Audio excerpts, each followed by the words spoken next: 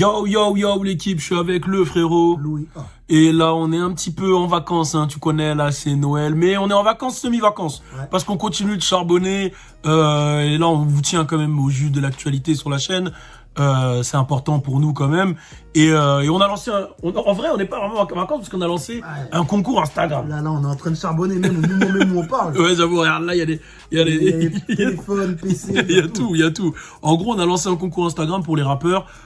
Si tu veux devenir rappeur et gagner 10 000 € de récompense, c'est simple, tu te rends sur le Insta de French Plug. On a lancé le Wave Live Contest. Tu te rends sur la plateforme Wave Live. On a mis 4 prods pour vous.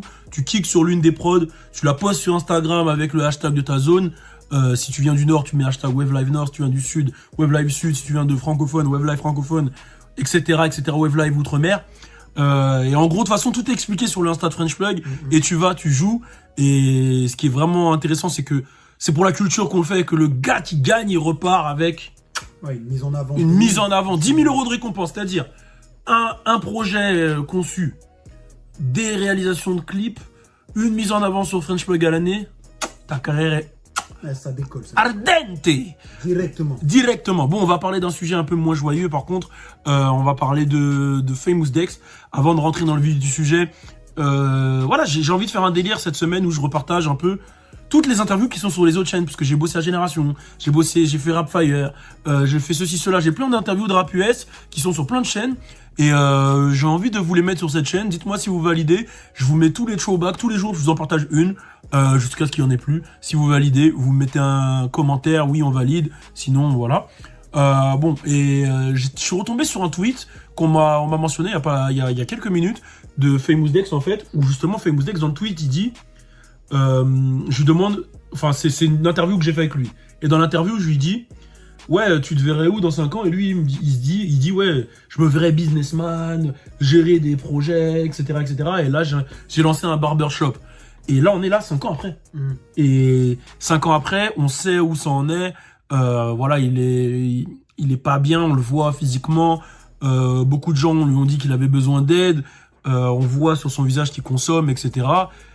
Et clairement, là, je crois qu'il est reparti en réhab, non? Ouais, c'est ça, il est parti en réhab, j'allais te le dire.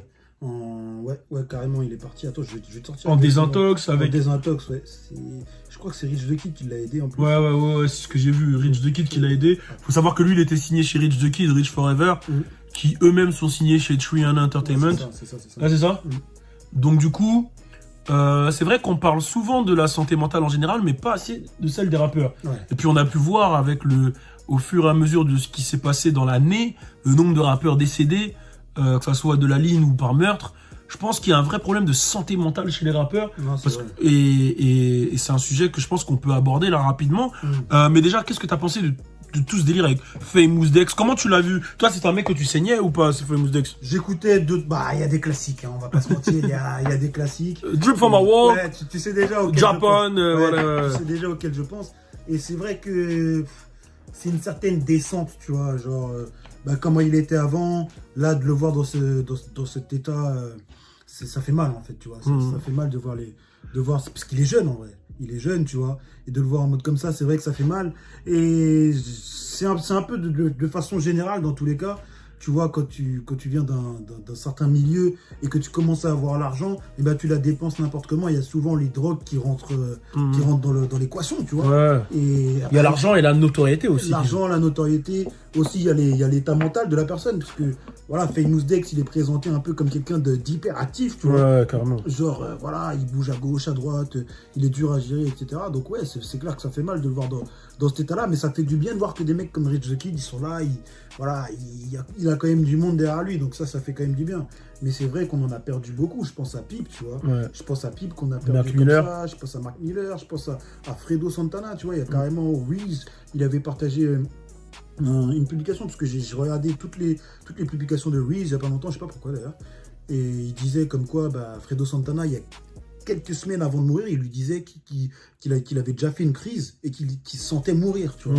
Et Reese, il n'y croyait pas. Et quand il a posté son RIP, voilà, j'avais regardé le RIP de Reese à Fredo Santana, et il le dit comme quoi, ouais, c'est un truc de fou, tu vois. Et on en a perdu beaucoup comme ça. Tu vois.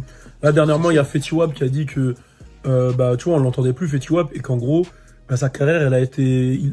En fait, le fait qu'il a disparu, c'est parce que sa carrière, elle a été mal gérée par ses managers, qu'il était en embrouille avec son staff, etc. et que là, il a envie de revenir.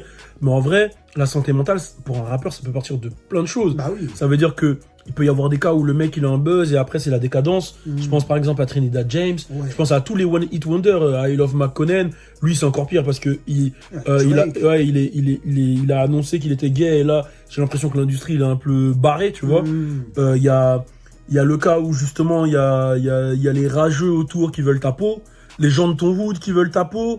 En fait, il y a trop c'est vraiment compliqué d'être un rappeur parce que tu portes sur ton dos aussi une responsabilité en tant que rappeur, parce que souvent, on va pas se mentir, quand t'es rappeur, les jeunes te suivent. Tu représentes une ville. Ouais, tu représentes une ville et tu représentes un exemple pour certains. Tu portes cette responsabilité-là, t'es jugé automatiquement parce que t'es exposé. Et on va pas se mentir que les rappeurs, c'est ceux qui ont le plus d'influence. T'es exposé automatiquement au public, donc les gens, ils ont des a priori. Si t'es rappeur et t'as pas d'argent, c'est la honte. Si t'es rappeur et tu vends pas, c'est la honte.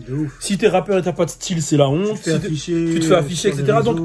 Donc, on parle pas assez de la santé mentale des rappeurs. C'est compliqué, en vrai, de vrai, d'être rappeur, hein, quand tu regardes bien. De ouf.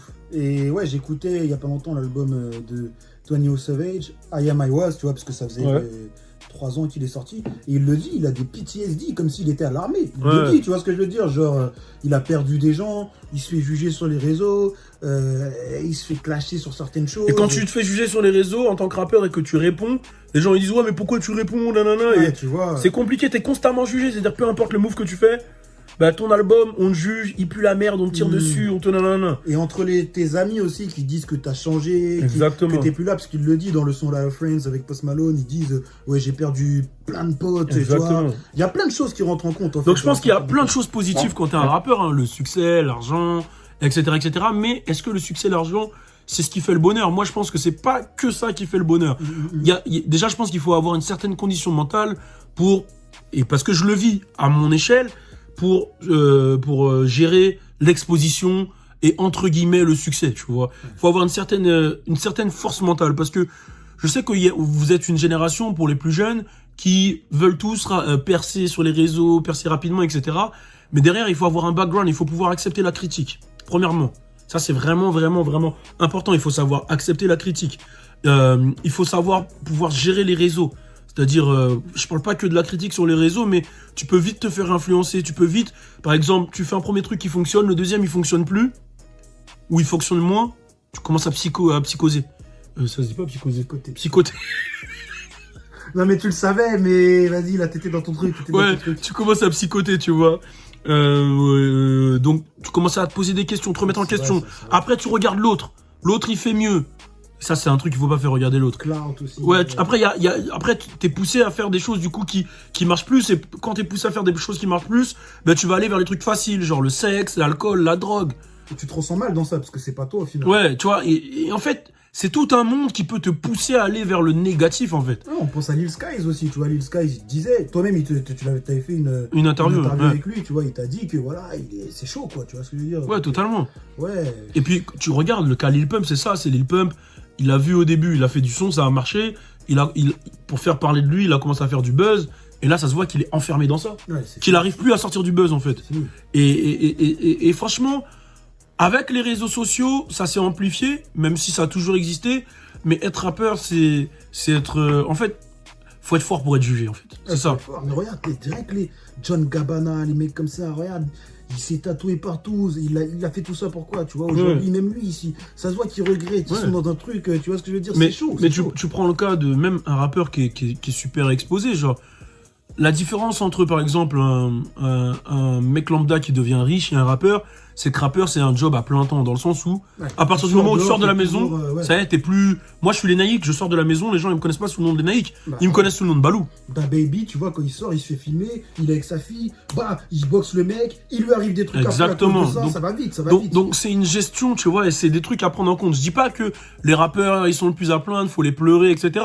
Je dis juste que je pense que niveau mental, être rappeur, c'est plus dur que ce qu'on croit ou que ce qu'on voit sur Instagram, tu vois. Tu vois, je trouve que QC, ils gèrent bien leurs artistes. Ouais. Parce que Migos, j'ai l'impression, normal. Ils mettent une certaine distance. Ils mettent une certaine distance.